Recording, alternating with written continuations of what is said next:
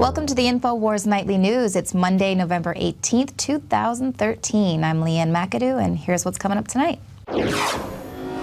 Tonight, are TSA detention pods coming to an airport near you? Then, documents confirm police access to real-time DHS cameras. And even Slick Willie wants you to keep your health plan. That's next on the InfoWars Nightly News. Hi, how you doing? I'm your friend, you know. I love you, Harlem. I love black people. I'm going to bomb Serbia. It's liberal.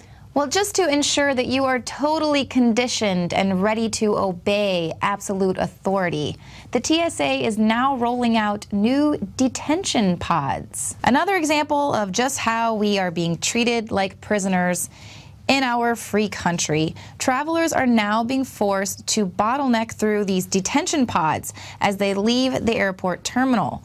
A robotic voice gives instructions to wait inside the pod until a green light is shown and then the door opens. Once travelers exit the pods, they are unable to re-enter the terminal. The justification for installing the pods is that they replace police or security guards who would normally stand at the exit, therefore saving money. But we know that that is a bunch of baloney because the TSA admits in its own words that there is no real threat. What this whole thing is all about is just absolute acclimation, brainwashing, conditioning, so that you'll be okay with groping hands of the TSA and total authoritarian control. There are no terrorists. We reported last month, engineer and blogger John Corbett, that he's had ongoing litigation over the constitutionality of the TSA security practices, and he exposed how the TSA admits that there is no evidence to support giving up our civil liberties. A section that was censored reads, of what evidence the government possesses to rationalize that we should be so afraid of non-metallic explosives being brought aboard flights? The answer, there is none. As of mid-2011, terrorist threat groups present in the homeland are not known to be actively plotting against civil aviation targets or airports. Instead, their focus is on fundraising, recruiting, and propagandizing.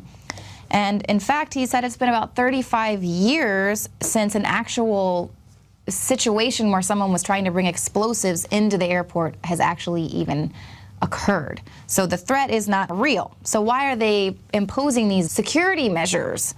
Don't you feel like every day we're just being pushed and prodded a little bit more into compliance?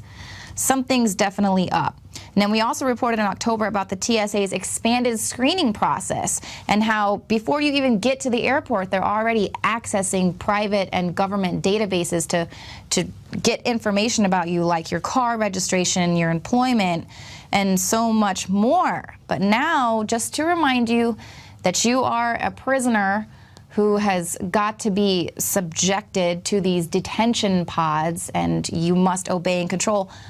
But what about the obvious thing here? We saw it during the LAX shooting. In order to avoid gunfire, hundreds of people were stampeding for the exit. So what's going to happen if something like that happens, or if there's a fire or some other threat and people need to stampede to the exit? That's going to cause an obvious bottleneck, obvious problems. But also, why do you have to be subjected to a detention pod to leave the terminal? Haven't you already gone through enough TSA checkpoints? By then, you're exiting the plane. But the TSA isn't the only agency that's tracking your every move, of course. Last week, we told you about the expansive mesh network surveillance grid that's in Seattle. And the police there said, oh, we just forgot to turn the cameras off, but we weren't really actually using them. Well, now we just reported on a new file that's entitled the Police Video Diagram. And this proves that police officers have the ability to access and control live video feed from the city's surveillance cameras, all from the comfort of their police cruisers. So these cameras that track your cell phone and then provide up to your last 1,000 locations and are the ultimate profiling tool. Cops now, they don't even need probable cause to track you. They don't need a warrant. They don't need permission. Basically, they can just decide that they want to see what you're up to and then turn these surveillance cameras so that they will track you, and the police can find out what they want to know. And a Seattle police spokesperson said after we exposed those documents last week, they would begin deactivating the program, awaiting public feedback. But reports as of yesterday show that the cameras are actually fully operating. And I'm sure they're not going to give up the authority to surveil the public in that way. I don't believe it. And multiple agencies have access to these surveillance cameras, but what I'm curious about is who has access to the cameras that are spying on you through your Xbox? The new Xbox One, set to be released later this week, can see your penis. That's the shocking discovery made by Fast Company Design's Mark Wilson. After uploading a video analysis of the new console's features, Wilson wrote, quote, "While I'd intended to post the above tech demo of the improved Kinect from Microsoft Research, I noticed alongside the intricacies of a hoodie and jeans, and there's no graceful way to say this, a dong." That's right, the Kinect system's infrared camera is now so sensitive that similar to a TSA millimeter wave body scanner, it shows a clear outline of your genitalia. Wilson also reveals his embarrassment in noticing how the system picked up the outline of his own penis during Xbox One testing at Microsoft's campus in Redmond.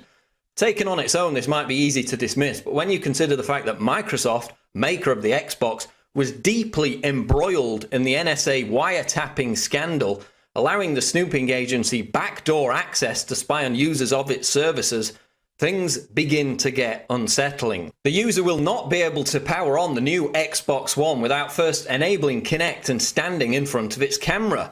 The system also requires that it be connected to the internet at least once every 24 hours. The device will also track your eye movements to record which ads you watch, as well as using its array of microphones to enable voice interactivity and distinguish your voice from other people in the room.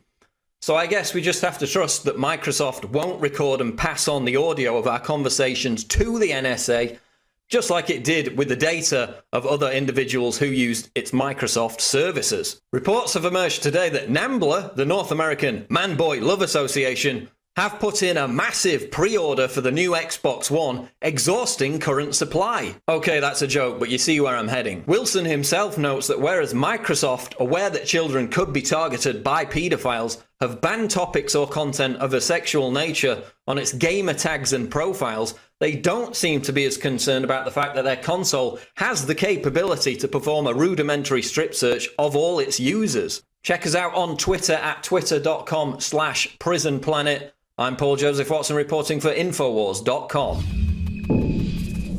And if having cameras everywhere and the police being able to track your every move through your cell phones wasn't enough to remind you that you are a captive living here in the United States, now the law enforcement ankle bracelets that you see, the GPS ankle bracelets, they also have built-in phones to transmit audio. An attorney filed a motion to have his client's ankle device removed when he noticed that it was remotely being turned on during their private meetings. During the court hearing, he placed a GPS ankle bracelet on the podium and made a call from the device to a technician of the Secure Alert company, that they're the ones that manage the audio. So the technician testified through the GPS bracelet as it was on the podium that yes, the device can in fact be turned on without a warning and record and transmit audio. But you might be thinking, oh, you're a criminal, you don't have the expectation of privacy, but whatever happened to innocent until proven guilty? And it is America, we do still have attorney-client privileges. So this is actually kind of shocking and a little bit scary that they can tap into your private conversations with your attorney without warning you.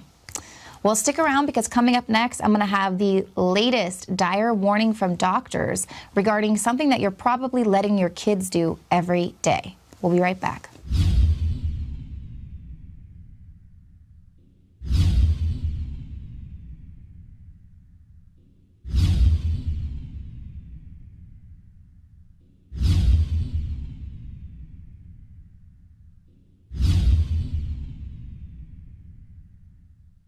My friends, Alex Jones here to tell you about some of the most important information concerning you and your family's health. Radiation levels have more than doubled in the last 60 years in the Northern Hemisphere from all of the nuclear testing and radiological accidents. Radioactive contamination is now in most of the food supply. There's only 2 ways to avoid this. Move south of the equator or properly protect your thyroid with nascent iodine. Looking to protect my family, I've done deep research. Nascent iodine is the purest, cleanest, absolute best form of iodine to protect yourself and your family. It's made right here in the USA, completely non-GMO. I searched out the best quality and now have developed a double-strength form of nascent iodine, exclusively available at InfoWarsLife.com. Nascent iodine is on record as one of the only safe ways to detox from fluoride poisoning. Survival Shield Nascent Iodine. Secure your super high-quality nascent iodine today at InfoWarsLife.com. That's InfoWarsLife.com.